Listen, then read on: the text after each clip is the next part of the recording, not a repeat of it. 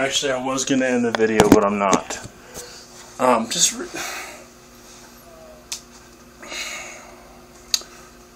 People, like, let me get real with you. I get a lot of, I get mad a lot. Okay. I'm a sinner. Hey, fanatical. I'm a sinner, saved by grace. I'm just kidding. I'm just kidding with you. I'm a sinner. I am, 100%. I love tea. But what I think, so yeah, I get mad. Like in the beginning of the video, where I was basically implying they should cut the guy's balls off. I don't really think that. Okay. I do think that he shouldn't procreate unless he learns to change the attitude, because then he's going to embed this kind of attitude in a young child, and we don't need that. We don't need any more hatred in this world. We don't need any more manipulation, more taking advantage of, more anything, blackmailing. We don't need the negative stuff. What people need to realize, Fanatical for Jesus was 100% correct when he said this to me, and I didn't realize it until today. You can't judge moral concepts or content, or you can't judge a moral concept that somebody, or the concepts of morality, by what you see other people do. You have to judge them by how people react when it's done to them. Because a lot of times people will feel like they have the moral compass, or no moral compass, and they can do anything they want. Hence Charles Manson, a narcissistic sociopath. I'm actually interviewing him. I'm in the middle of doing a correspondence interview with him right now. You can't judge people off of, or you can't judge what they think their morality is off of what they do. You have to judge it off of how they would react if the same things were done to them. And I was watching a video, Britain's Got Talent. It's Jonathan and Charlotte. Just type in Britain's Got Talent, Britain's Got Talent, Jonathan and Charlotte. C-H-A-R. I think she spells it differently. Just type in Jonathan and Charlotte. I think it's C-H-A-R-L-O-E-T-T-E or something. She spells it different than what it normally is. I forget how she specifically spells it. But she actually said, they're from the UK. And she actually said, she said, and I quote, I know this seems, I'm putting the quotations there, and I'm citing her, so if there's any English majors, you know where I got this from. See, this is the quotation mark. So, I know it sounds cliche, but you can't judge a book by its cover. You've actually got to read what's inside. And it doesn't, to the guy who did this to her, to Amanda Todd, I'm not saying he judged her in any way, but I'm saying the people that she gained a reputation with now, the people that ostracized her, they judged her. They judged her as, like I said earlier before, as a Western woman, and she does something sexually provocative, and all of a sudden, she's demonized. That wouldn't happen for us men. Not at all. And, I think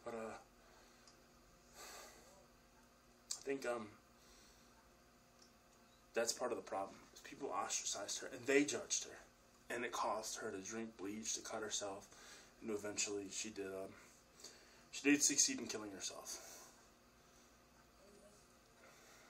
Like in a perfect world, that wouldn't happen. Now, we're not going to ever have a perfect world. But don't just think for a second. If you're anybody that's ever taken advantage of anybody, or ever hurt anybody by blackmailing them or anything, I'm not saying to demonize, I'm not demonizing you.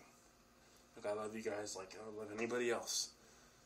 Because that's what Jesus calls me to do. I mean, I'm supposed to correct you on what you're doing wrong. And just like vice versa, you're supposed to correct me. But I'm not going to judge you by how you have acted. Okay? I'm just going to tell you that I think, just logically sit down and think about this. People, again, something Fanatical for Jesus has told me time and time again, hurting people hurt people. Whatever happened in your past or whatever that makes you feel like you've got to go out and do things, honestly, I mean, it's unfortunate. And there are people that feel for you. There are, okay? I'm one of them. I'm getting goosebumps now just saying this because I know somebody's going to see this that needs to reach out for help. Go ahead and reach out to me. You know, I drop you my cell phone number, drop you my address, you go right and you do whatever. It's like, I'll be a friend to whoever needs a friend. And Fanatical will too. If you see him comment on my video, talk to him. He's a great guy. He's a bit of a jerk, but I'm just kidding. No, but the point is that there's people out there for you too. Okay, you don't have to hurt people to get your feelings out. And you know what? People say, oh, you're a guy. If you're a guy, you're not supposed to say feelings. All that is...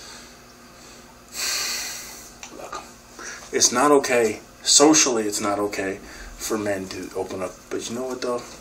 That's the problem with today.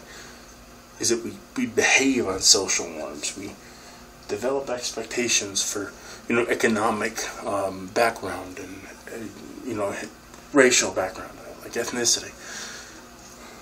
You know what the social norm should be? Be who you are. Be who you are. Don't be the mean person, because nobody really wants to be that way. They feel that way because they feel rejected. It could be by religion, it could be by society, anything. But the thing is, just be who you are. And let people appreciate that, because there's going to be people that appreciate it. Maybe not everybody will, but there's going to be people that do. You don't have to hurt other people. Alright? That's my point. That's what I have to say about this. And just remember that once you put a word out there, or once you put an action out there, you can't take it back. It's gone. Okay? That's like going to shoot a bullet at somebody and then running to catch the bullet. You're not going to catch it. It's going to go where it's going to go, and it's going to do what it's going to do. Just remember, before you pull that trigger, use your judgment. And think about what can happen. I mean, I'm a firearm owner myself. Somebody breaks in the house, yeah, I'm going to shoot them. I mean, if anybody's in danger, if they just have my stuff, that's stuff. That can be replaced. But using your mouth and your words is just like that. Remember that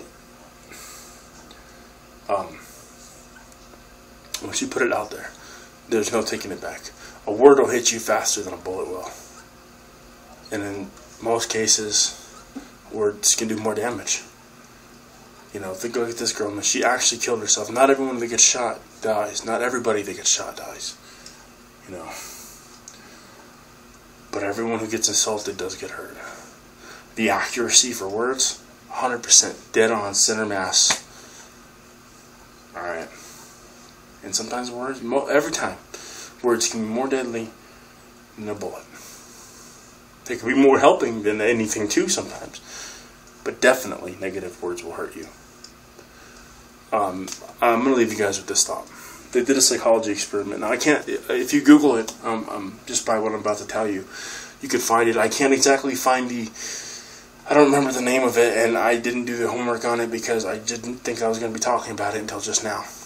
But they actually did a psychology report where they had a bottle of water, and it was a bottle or a cup of water, I'm not sure. Either way, it was just water. Same water from the same source. They had one over here and one over there. 2 plants picked at the same time from the very same place. One over there, one over there. With this one, they would say things like, you're a jerk, you're stupid, you're never going to be anything. And this one would be, I love you, you're so beautiful, you're so smart. That this water crystallized and this plant wilted before those ones did, and they were into the same environments, nothing environmentally differently. But the negativity of the words are an actual energy. They are an actual measurable energetic force. And they take their effect.